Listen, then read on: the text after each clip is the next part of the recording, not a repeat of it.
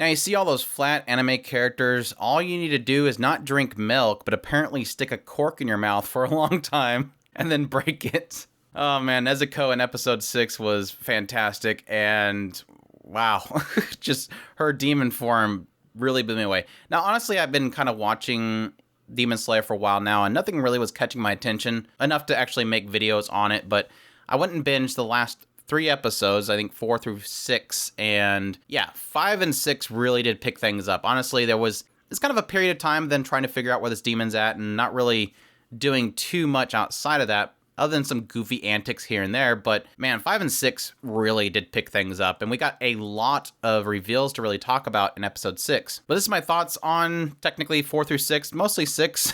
Let's jump into it. But yes, after kind of searching around for quite a while, finally everybody kind of gets a hint as to where this demon's at. We get a brief moment with this demon, Daki, speaking to Muzan, and obviously Muzan's trying to get her to kind of prove herself. Like, we have, honestly, in the case of Akaza confronted him, and he was kind of like, you took out one Hashira. I told you to take them all out. So Muzan's, like, really pushing these demons. Take out all these Hashiras and wipe out the entire demon corpse. I don't want the demon slaying corpse. I don't want them around. And so obviously he's pushing Daki as well. Daki needs to do this. And she's been trying to pull in these people for a long time, to the point where obviously when finally they start showing up, Daki's really excited. Like, yes, I can finally prove myself to Muzan. But yes, on one front we have Inosuke. Inosuke was great. Finally deciding to leap into action, slams his head into this roof, calls out to these muscle mice, and these muscle mice come in with the... I like how at the end of the episode they had to explain what the muscle mice were. Like, they're this group of mice that Tengen has been like using that are super muscular, that work behind the scenes. But yeah, they bring him his entire outfit, and he decides to go down to this kind of burrow down in this hole. He had to like dislocate his arms and everything to wiggle down like a little mouse through these tunnels to eventually finding the like main body of this this belt that has all these people kind of trapped within it that Daki's kind of holding there until eventually she comes down there and consumes them. And that's when he kind of goes and releases all of them. And that's when we finally meet at least 2 of the wives of Tengen, Makia and Suma. And I knew that I was gonna like, I knew that I was gonna like Suma. Like, I'd seen her character design, I was like, okay, she's way adorable. And then sure enough, she ends up being the same Seiyu as Yu Yu Gahama, and I was like, yes. Now Toyama, I love her voice, so great. Just a goofball in this, just her, I knew that she was gonna be like really super timid, like really afraid all the time, and so yeah, seeing her kind of just running around, cutting through this belt was excellent. But yeah, Tengen notices this, he comes down there as well and helps them out. And then yeah, we also get an appearance of Zengetsu, and he was released from the belt and starts doing his crazy attacks as usual. Zenitsu is only good whenever he's asleep, not screaming and just completely wrecking things. But yeah, at the same time, Tanjiro confronts Daki. And this is when we get quite a bit. I mean, obviously at first, Tanjiro is kind of holding his own, not completely failing, but at the same time damaging his sword, which he does kind of attribute to his failures. But eventually these parts of the belt start coming back to Daki, and Daki gets extremely powerful and just starts destroying like this entire village, killing a bunch of people. And Tanjiro, despite the fact that he knows that he's lacking, he's trying really hard to fight up against her, like goes into like a blood rage. I didn't quite know exactly what they're doing there, but he just goes into like some weird crazy blood craze. And it's weird because it almost seems as if he's in a trance, but at the same time, as he's attacking her, and he's doing a really good job. I mean, he cuts off her arm, beheads her at some point, but she just kind of deflects it with the belt connecting her neck. He kind of holds back all the cloth and then goes in for the neck again, which would be presumably a killing blow. He gets a call out saying that he needs to breathe, and then he starts choking. So I'm wondering if this is like some sort of side thing they're gonna do with him, like he has this other not breathing technique. I don't know. It seemed like it was it seemed like it was implying that he wasn't breathing, like he was literally fighting so much that he wasn't breathing normally, or if it's the fact that he was using the flame technique so much that he wasn't breathing in middle, because obviously it's hard to breathe with fire. Fire burns oxygen. I don't know if that's implying that there. The reason why it's so difficult for him to do the fire technique that he's doing is because it's essentially cutting off his oxygen. But it was interesting too, because during that spur of attacks that he was doing, Daki became terrified. Like, there was a side of her that was hesitant, and I think it was implying that she was terrified. Like, she had a sense of terrifying, and she started recalling memories of Tanjiro's father. So it thus implies that the blood that she received from Muzan had memories within it.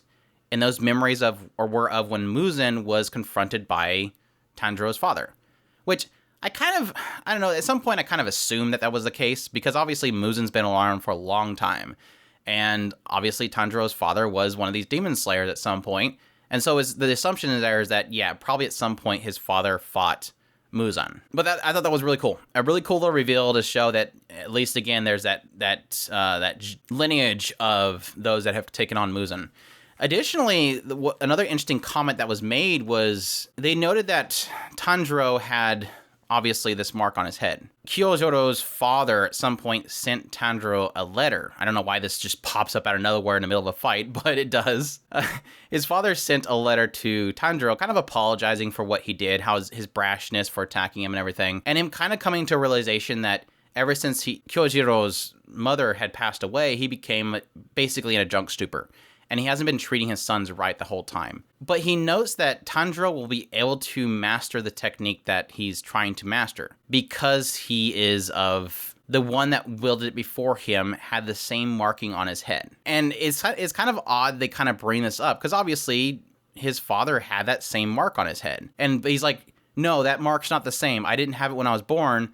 I got it because I was burnt while trying to protect one of my brothers from this tea kettle. And I'm like, well, it just seems like a really odd thing to bring up. Like, oh yeah, everybody that has this technique has a birthmark like that.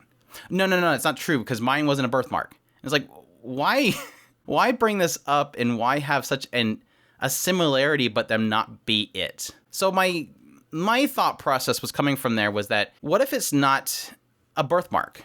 What if his father did not have that birthmark? What if the whole concept of that mark is essentially a self-sacrifice? A marking of somebody that will go out of their way to protect others. So it's not so much about the birthmark, but the mentality. His mindset is that he protects everybody. And that was the same for, his predecessor in the technique, is that he did everything to protect other people. Just a random thought, because like I said, it just seemed really odd to kind of bring up that whole aspect of, well, here's a birthmark. Oh, but it's not a birthmark. It's a burn. But yeah, once he's told to breathe and he kind of collapses upon himself, she's going to go finish him off. And that's, yes, when Nezuko shows up, really awesome. Just completely kicks her head like right in, and then just starts going at her. And it was so funny because it seemed like Daki was really excited to see Nezuko, because apparently Muzan told her specifically, here's this one demon. This demon got away from me, and I want you to kill her. And he was describing Nezuko. And so apparently Muzan is very aware of Nezuko, knows that Nezuko got away from her, did not follow her like she was supposed to, and now Muzan wants Nezuko dead. And so Daki's really excited because he's like, yes, cool, I can take out this and it'll please Master. And it's not going well for her, as she's basically destroying Nezuko. Nezuko's just like regenerating herself really, really fastly, and she's like, that doesn't make any sense. You've never eaten human flesh. How do you have this much power, despite the fact that you don't do the things that demons do to gain power? Obviously pointing out that Nezuko is an extreme difference. And I think that's kind of that whole aspect of drawing the parallels of what makes Nezuko strong and what makes most demons strong. Nezuko is strong through protection.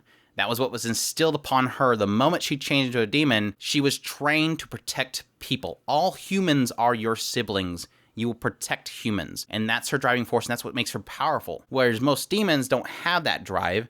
They just have this urge to both serve Muzan, who gives them blood, but also to consume humans. So Nezuko's like super shocking to her, and can regenerate herself and still fighting.